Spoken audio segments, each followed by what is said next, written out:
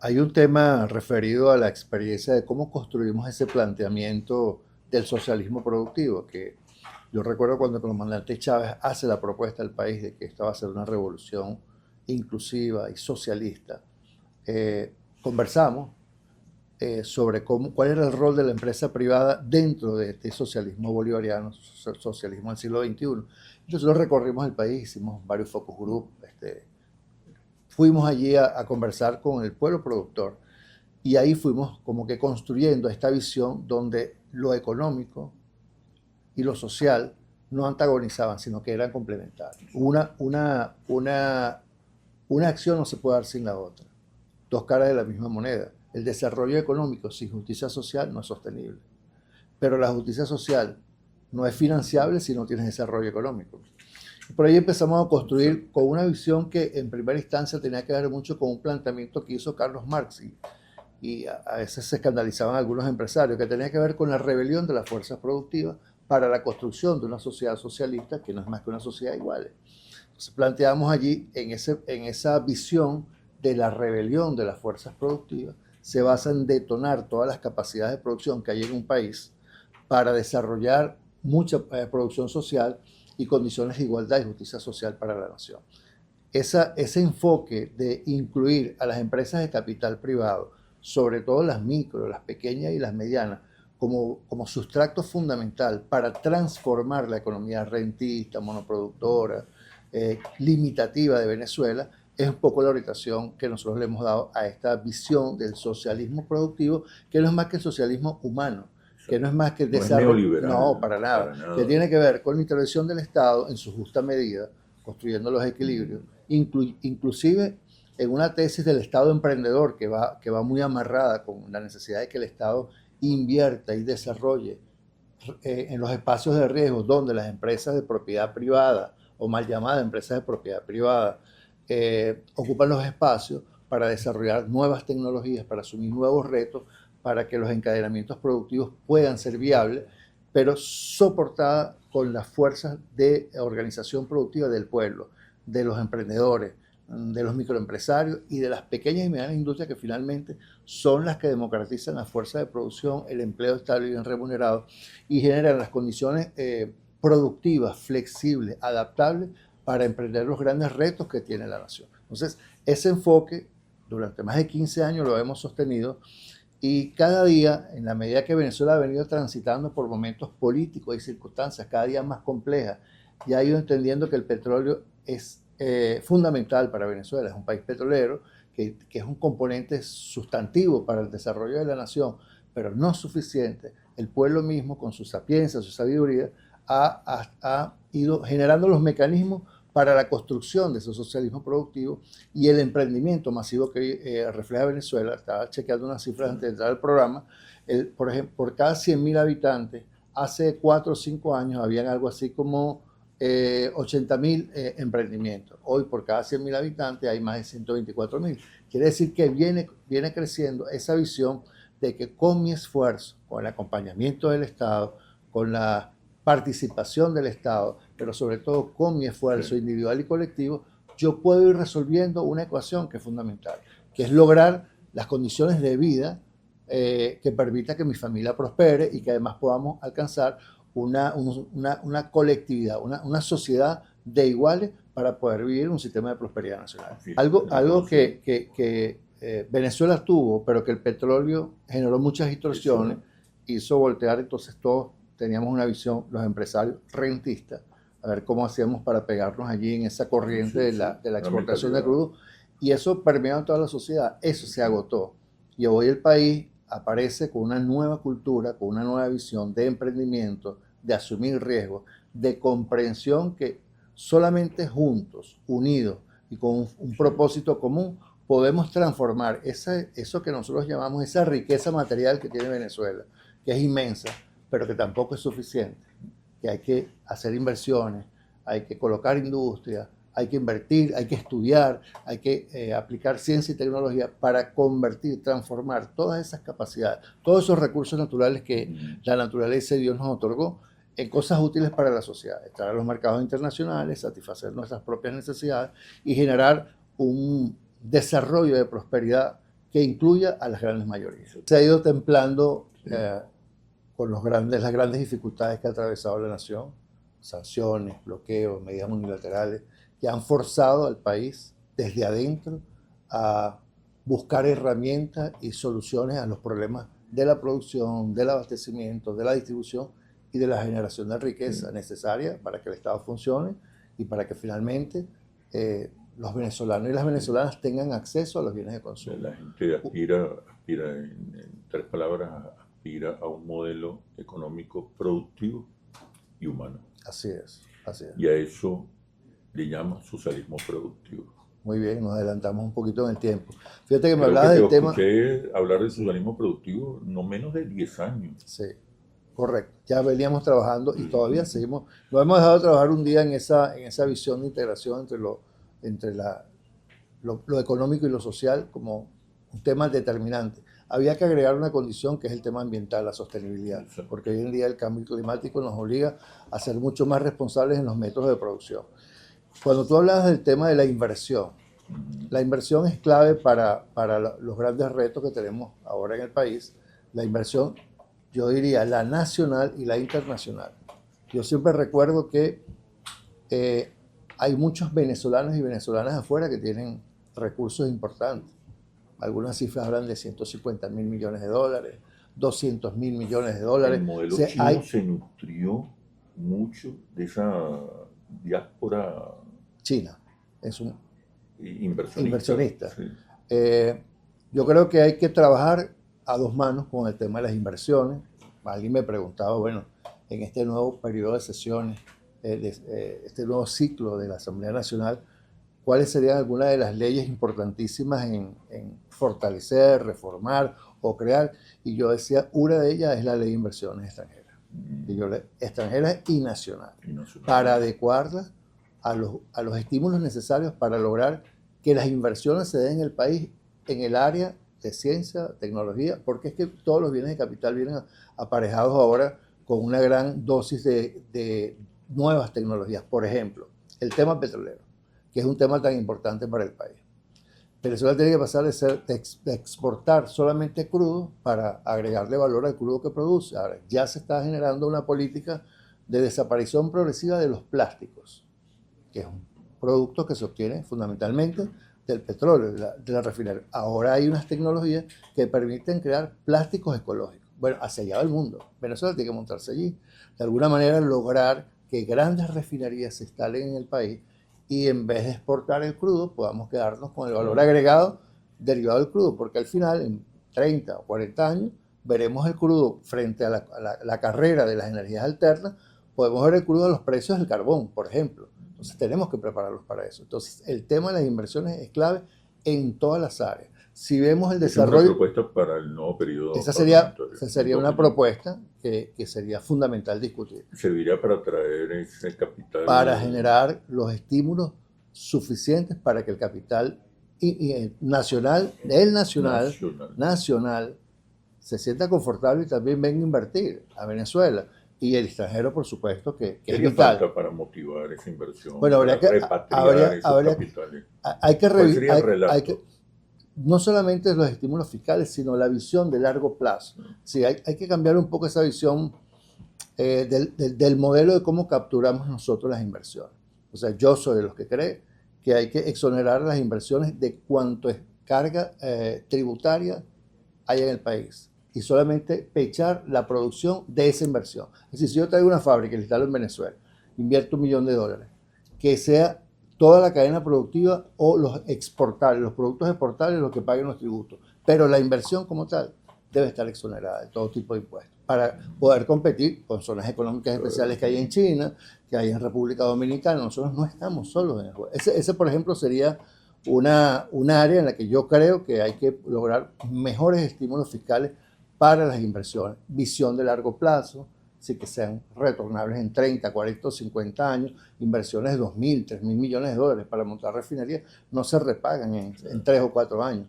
Requieren una estabilidad jurídica institucional a mucho más plazo. Entonces, esas condiciones es hacer algunos ajustes que permitan inclusive hacer un estudio comparativo de cuáles son los mayores estímulos fiscales y no fiscales o parafiscales de las inversiones a nivel global y mejorar la capacidad para competir, para que, aprovechando las grandes ventajas que tiene Venezuela de recursos naturales, esas inversiones se den en el país y los encadenamientos productivos derivados serían muchísimos. Digamos, las pequeñas y medianas industrias que prestan bienes o servicios a esas inversiones generarían miles de fuentes de empleo estables y bien remunerados para la nación. El tema de la inversión es un tema clave. Yo añadiría la fuerza de un relato que convenza, que persuada, que garantice. Una vez estuvo ahí, donde estás tú, creo que era el presidente de Fedecámara, y yo le decía, pero si ya te dijeron que hay garantía, que hay protección para la inversión, para el capital, ¿qué estás esperando? Que me lo digan, no lo he escuchado, que me lo digan al oído. La ausencia de un relato también debilita las posibilidades de convencer, de incorporar. O por el contrario, la fuerza de un relato garantiza. Sí, la economía, el elemento fundamental para que se den las inversiones, y estoy hablando de inversiones grandes, hasta inclusive si tú quieres invertir, es la confianza. Sí. Es esa palabra mágica que hace sentir confortable a una persona, pequeño empresario, mediano. Yo confío en que vamos bien. Yo confío en que yo voy a invertir y voy a recuperar. Eso es fundamental. Digamos, que el inversionista, pequeño, mediano, grande, sienta la confianza de que las cosas van a salir bien. El presidente Nicolás Maduro ha convocado al plan de gobierno 2025-2030 y la primera prioridad es la transformación económica. Ahí se ha dado un gran debate en el seno de las fuerzas patrióticas para construir de manera consensuada cuál es el modelo productivo, y creo que él lo ha señalado muy bien. En el Consejo Nacional de Economía Productiva ha señalado pues la necesidad de vincular a todos los sectores económicos, a la empresa de capital privado, al Estado, a esa visión de integración de las inversiones. Yo creo que ese debate está en ejercicio permanente, pero yo creo que está muy claro que tiene que ser una economía productiva, sostenible, diversificada, ambientalmente sostenible.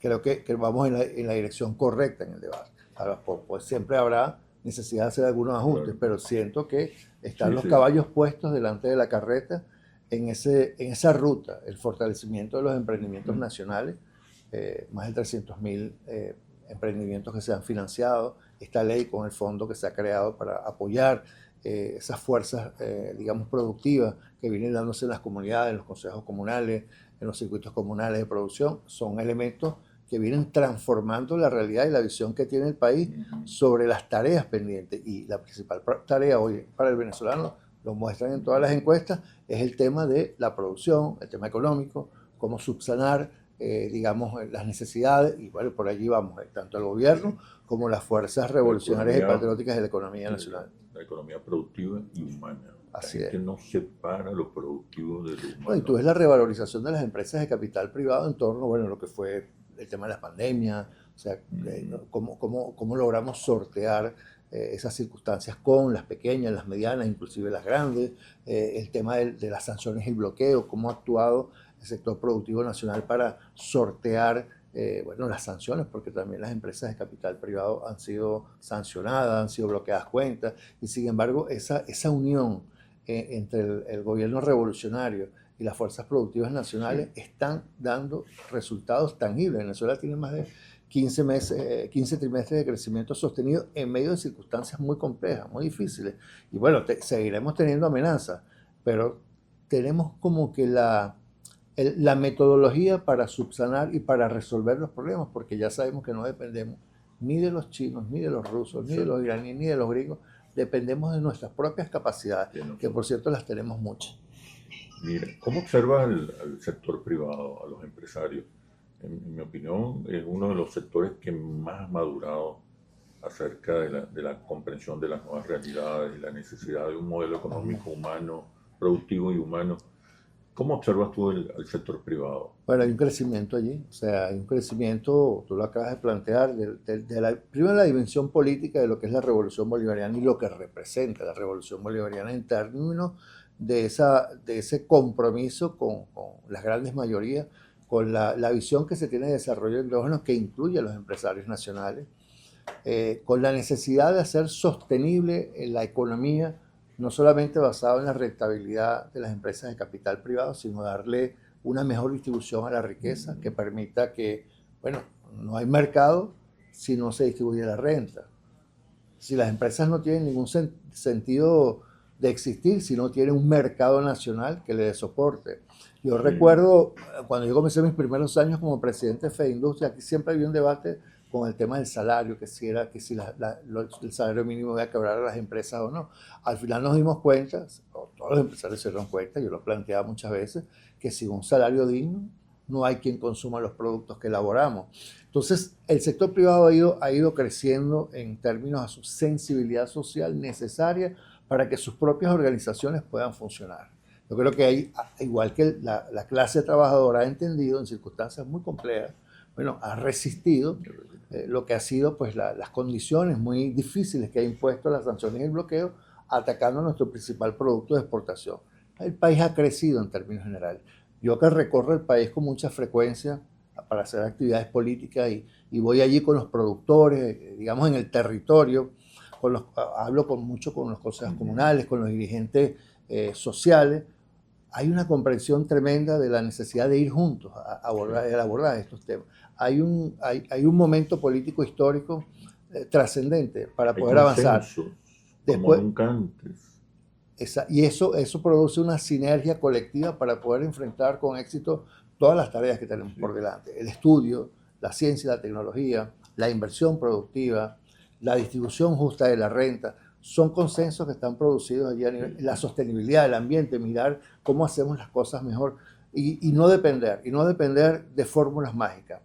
En este caso, el petróleo, que es una palanca del desarrollo, tenerlo allí, pero entendiendo que no es suficiente para los grandes retos que tenemos por delante de lograr un crecimiento económico sostenible y que incluya a más personas, porque también hay sectores que son intensivos en capital, pero absorben poco talento humano, mano de obra. Pero sí la industria, la transformación industrial de Venezuela, lograr entrar ahora al siglo XXI con una industria con los nuevos paradigmas.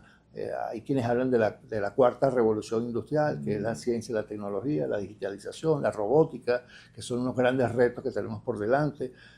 Es un compromiso que tenemos como nación que estoy seguro que lo vamos a poder abordar, porque ya hemos pasado, yo diría que por lo más difícil, y nos colocamos en el punto de inflexión en el cual para atrás no podemos ir. Aquí lo que nos queda es ir hacia adelante, y después de las elecciones del 25 de mayo vamos a tener un nuevo reto, tanto la Asamblea Nacional, gobernadores, gobernadoras, legisladores regionales, con el gobierno del presidente Nicolás Maduro, para poder llevar adelante todas las transformaciones que no serán instantáneas, porque esto, como toda la vida, es un proceso, pero que sin duda vamos por el camino correcto. Lo primero que queríamos era comentar cómo ha funcionado la Asamblea Nacional, que cesa sus funciones ahora en enero del 2026, o sea que vence su periodo, cuando comparamos la Asamblea del 2015. O sea, la Asamblea del 2015, dirigida por el inefable, el presidente de Donald Trump, Guaidó, solamente elaboró un anteproyecto de ley, que básicamente era para eliminar la gran misión Vivienda Venezuela. Esta Asamblea Nacional ha elaborado más de 80 proyectos de ley y reformas. Entre ellas la ley de las zonas económicas especiales. Zonas económicas especiales, la ley de emprendimiento, son la ley de exportaciones no tradicionales, la ley chamba juvenil, entre otras tantas, la ley sobre las personas con espectro autista, reformas importantes al Código Orgánico Procesal Penal. ¿Sí? Estamos hablando de alrededor de 29 leyes que regulan los derechos económicos y sociales, 15 enfocadas en el sistema de justicia, 18 de impacto a los derechos civiles. Eso es lo que ha hecho en estos 4, casi 5 años la Asamblea Nacional. De las leyes que nos parece a nosotros como comisión yo estoy ahí en la subcomisión de innovación y escalamiento de sectores estratégicos que tenemos allí, son anteproyectos de ley que tenemos elaborados, que hemos discutido, que hemos hecho parlamentarismo de calle, que nos parece importantísimos para el país. La ley de propiedad industrial, esta lista, el anteproyecto de ley, la ley sobre el derecho de autor, la ley de identidad digital, que para preservar los datos de la gente, que ahora hoy en día con este tema de las redes se pierde mucho, digamos, la privacidad, la ley de energías alternas renovables, el fomento a las edificaciones ecológicas, tanto públicas como privadas, la ley de ciudades inteligentes, la ley de hidrógeno verde, la ley de marcas de calidad comunal colectiva, la ley sobre indicaciones geográficas, la ley de actividades espaciales con fines educativos y comerciales, etcétera, etcétera, etcétera. Entonces, tenemos un gran reto por delante, tenemos una gran tarea. Y es un componente que a veces es poco tangible, pero que es fundamental, es la estabilidad política que brinda una Asamblea Nacional comprometida con los intereses de la nación. Una Asamblea Nacional comprometida con los intereses de la gente.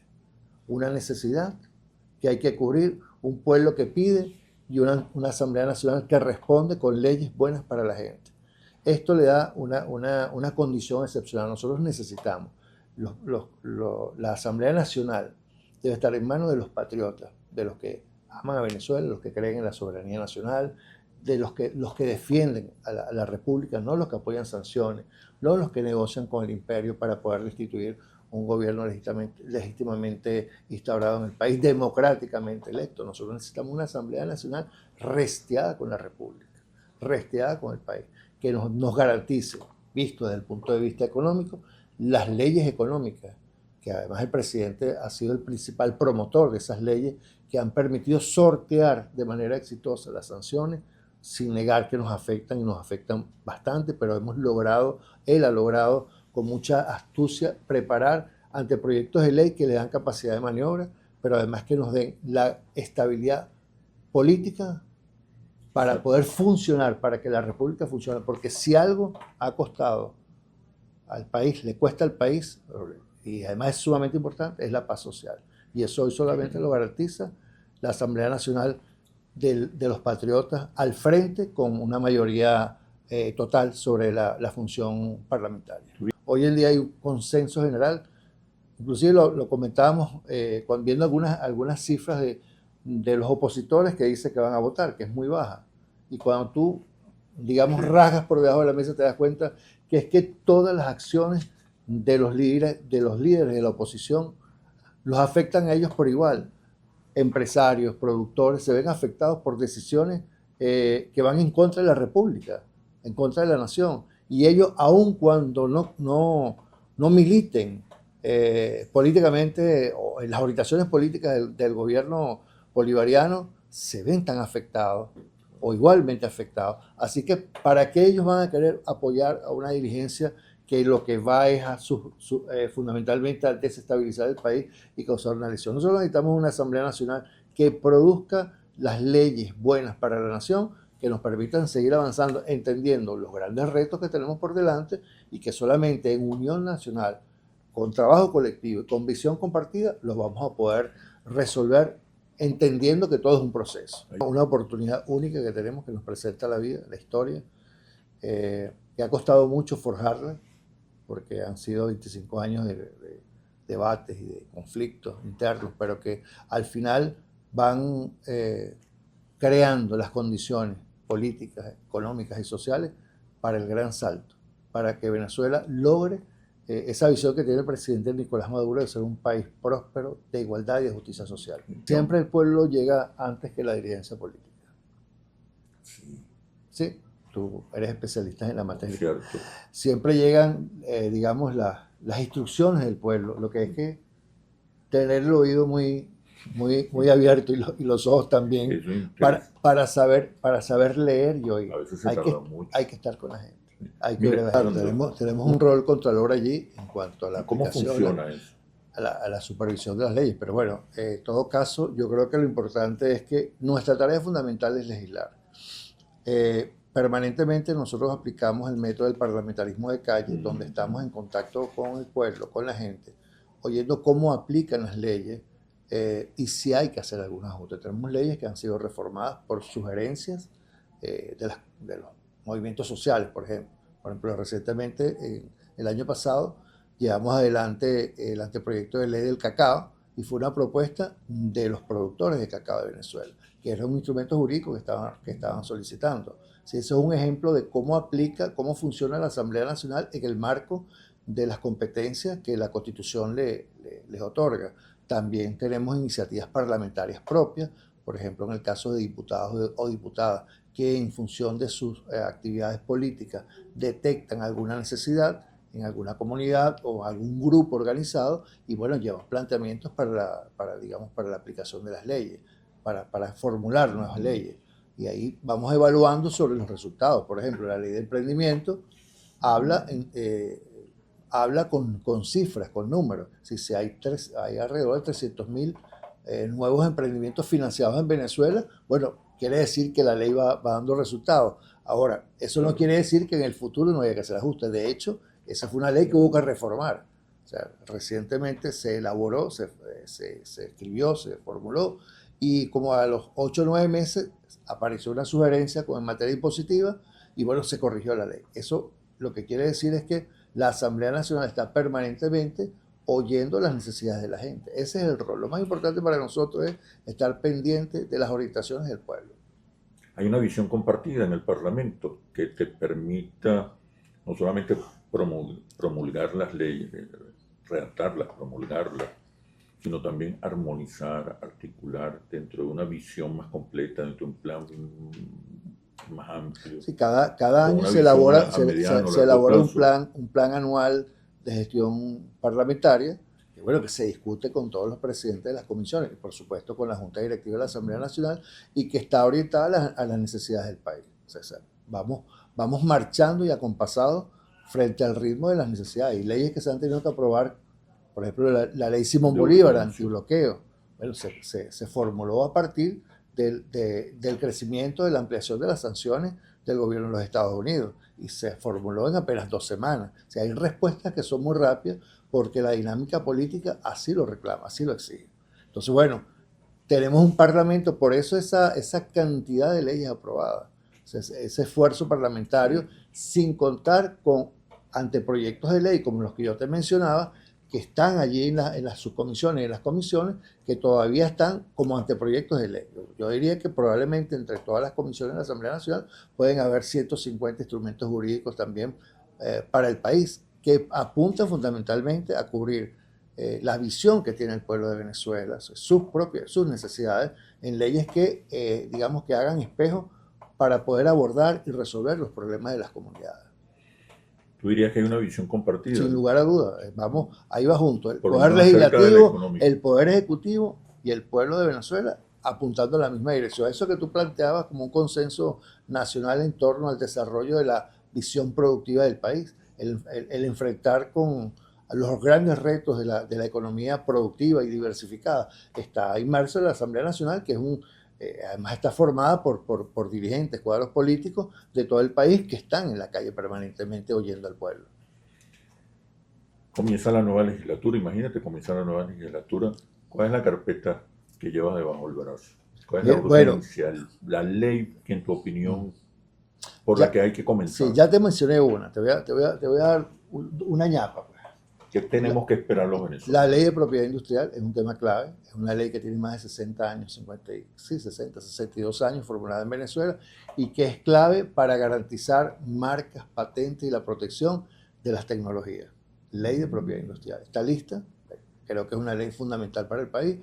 Y la otra ley que me parece fundamental, que tiene que ver con una ley que le da vida al artículo 308 de la Constitución, que es la Ley de Fomento y Desarrollo de la Pequeña y Mediana Industria de Venezuela. Hay que adecuarla a los nuevos tiempos de cara a la visión de reindustrialización de la política económica del país, pero un mecanismo para poder ensanchar el tejido productivo nacional, que tiene que estar basado fundamentalmente en emprendimientos, pero sobre todo en la manufactura que transita a través de las pequeñas y medianas industrias venezolanas. Son tres instrumentos jurídicos, ya te dije, la ley de inversiones de Venezuela. Dije, no puede haber crecimiento económico sostenible si no hay mejor distribución de la riqueza nacional. Y eso se trata de mejorar el ingreso de los venezolanos y de las venezolanas. Y se ha hecho un gran esfuerzo, tanto lo ha hecho el sector privado como lo ha hecho el sector público. Falta más, pero hay que amarrar para no cometer el error que cometimos, creo que fue en el año 2019, cuando se decretó un incremento de salario de más de Ah, sí, sí, sí. 2.400%, inmediatamente entramos en hiperinflación. Salimos de ese demonio, de ese infierno que era la hiperinflación, a veces se nos olvida, en tiempo récord. La economía está creciendo de manera sostenida en base a capacidades productivas y en base a sus realidades, y ha ido creciendo también el salario. Necesitamos mejores ingresos para la familia venezolana para que aumente el consumo y así las posibilidades de que la economía siga creciendo de manera productiva y diversificada. Pero en concreto, ¿qué le prometes a los venezolanos con relación a Bueno, ingresos? trabajar mucho, trabajar mucho por mi país que tanto lo amo, dedicación para estas tareas que tenemos por delante, que además legislar parece fácil, pero no es fácil. Hay que oír a mucha gente, hay que estudiar mucho, hay que hacer estudios comparativos, lleva su tiempo y su dedicación. Así que bueno, desde el Parlamento, lo que siempre he hecho toda mi vida, luchar por una Venezuela productiva, diversificada, por el socialismo productivo, para que enfrentemos con mucha fe que el futuro de Venezuela va a ser un futuro próspero y de mejoras progresivas para toda la familia venezolana.